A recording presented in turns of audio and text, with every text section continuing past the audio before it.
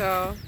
I'm just going to give some advice on things that will help you as far as what you probably should have extra or not even extra, just have on your truck.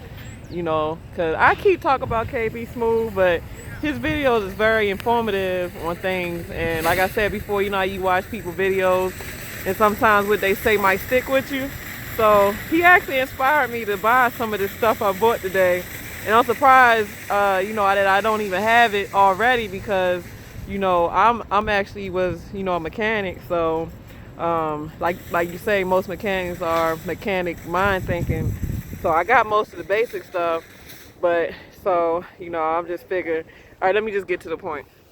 All right, so I was watching his video and he was saying like, yeah, you know, if you know most mechanics gonna have what they need, and I'm sure most drivers don't have this, but I got one now, KB. I got one now. So this is a jump starter. So if your battery go dead for any reason and you need a jump shot, you can jump shot yourself with this. But I like this one because not only can you jump start your battery, you can check your that's on the car though, I don't think it's on the truck. But you can check your battery and your alternator as well. And when I go home, I have to work on my sister's car because she keeps saying her car won't crank over and the battery light coming on. So that's another reason I got it too. So I can check her battery. And then I got a funnel, but the funnel I got is too damn big. So this funnel should be pretty good without getting stuff all over the place. And then let me try to set it up. Then I got the oil. I ended up going with the Dello. Semi-synthetic 1030 for my truck. And then, obviously, guys, you never know when you gotta clean your windows, like your glass or whatever. So, you know, I got my paper towel, shop towels.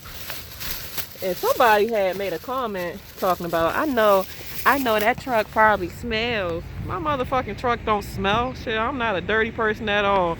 I mean, granted, I might get tired and things might look, you know, to be a little disorganized. But as far as fucking smells and all that, man, my shit don't goddamn smell. And I buy stuff just like this to make sure of that. So whoever said that, you absolutely wrong. My shit don't smell. Alright, so, alright. Then I got a extra spare flashlight. You can never have too many flashlights in case my flashlight died and I just absolutely need a flashlight. And then you got, like, I ended up buying the Lucas fuel treatment because I ran out. Gotta save fuel. Back to KB Smooth inspiration again. I've been meaning to get to it, but I haven't gotten around to it. So I got my voltmeter. So I can read volts in case something just seemed to be draining. This also checks temperature too. It checks temperature. Another light is a work light, and you don't even have to necessarily connect the amp cord to check for the amperage. You can actually just like beam it, and it'll actually give you a voltage reading just from beaming it at whatever you beaming it to. So I got that. And then I got my, I finally got my zip ties. Yay, got my zip ties. Gotta have that. Gotta have the zip ties, guys. After what I went through the couple days ago, trying to use my dang, oh, I need a bungee cord too. Bungee cord, because I mean, and I forgot it. I forgot my damn bungee cord that day. Well, I got zip ties now, so that's more disposable. And I got fuses. I could have sworn I got this when I left the terminal, but I'm not sure that I did. But just in case, so if I do find that bad fuse when I get back to my truck, I got a fuse to replace it. And there's a little fuse tester in there. So, because sometimes fuses can go bad, not necessarily leave a burnt mark or that middle piece broken. It can just be something bad. So that little yellow piece in there will test it to see if it's bad. Then I got that volt thing. So all right, so I got that. Got electrical tape in case you might have to splice wires together. You never know. So you always want to tape up your wiring so that you don't have no wires exposed, which can be very hazard. You know, you could send sparks or you know, cause a fire. So always tape up your wires. Then you got I got the needle nose, but this is more than a needle nose. Y'all know I'm a survival type person, so this actually got a screwdriver, fowler, shit, a knife. Shit, it's like a multi thing. So yeah, I like this. This was only like $4. And then gotta have your crimplers. So if you gotta put wires together, you gotta crimp them together. You can't just, let me show you. You can't just like splice your wires together or put them in shrink wraps or whatever. You gotta crimp them. Like these type though, these are heated splice wraps. So say a wire break and you know you gotta cut it off, splice it off, and then put the new healthy wires into this. You can actually put it in there, crimp it closed, and then like heat it shut. And then once you heat it and it melts into place, you can then you can once it cool down, you can tape it up with the electrical tape. So yeah.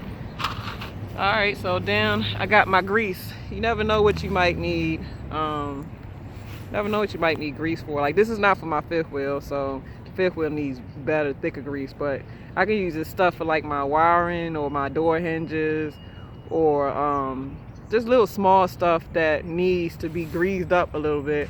Oh, I knew I was forgetting something. I forgot my my spatula, my putty knife. Yeah, that he had a good idea too, KB. But using the putty knife to like evenly put on your oil on your fifth wheel.